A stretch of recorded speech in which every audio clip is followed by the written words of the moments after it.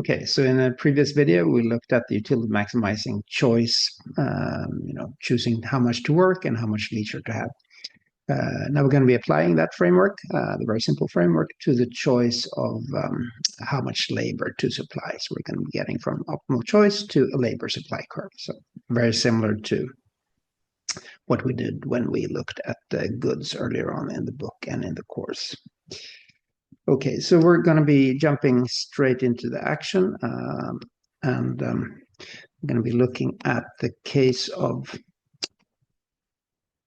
how much leisure to have and how much goods to consume. Okay, and we're doing this in figure as before, with measuring the amount of goods that you have on the vertical axis, the amount of leisure that you have, and on the horizontal axis.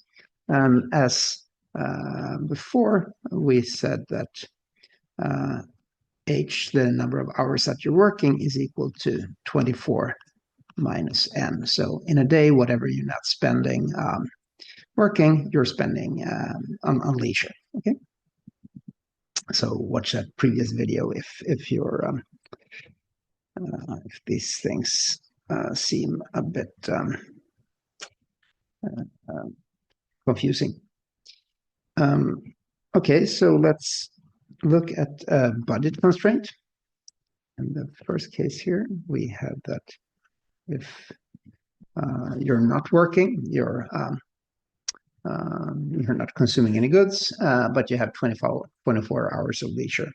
Okay, the more you're working, the less leisure you have, the more goods can you afford. And if your wages like this, and say that your indifference curve is here, indifference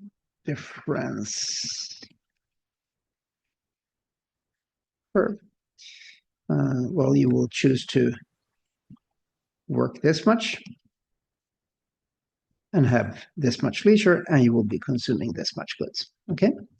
The intercept here, so call this WL as in low wage. Okay. So the intercept will actually be WL times 24. Okay, so this is what we've done before. Now we want to say that, well, let's look at a labor supply curve. So what does the labor supply curve do? Well, it relates the amount of labor supplied.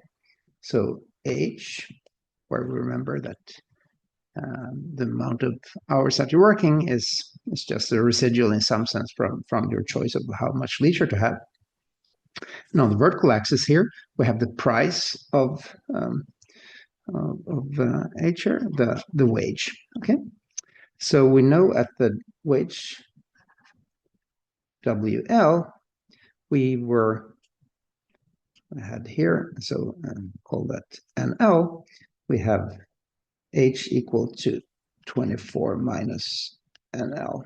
So we had 1 point on that labor supply curve.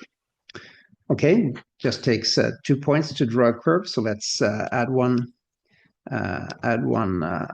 curve here. Let's do that in green, say. So the intercept is going to be 24 down here. That's the amount of hours that you have available. And this is then a budget constraint where we have a higher wage, called that WM, as in medium. We're going to be doing a high one in yet another video. So now the opportunity cost of wage is higher. The opportunity cost of leisure has increased. For every hour that you're working, you can now buy more stuff. Okay, and we're assuming that this individual,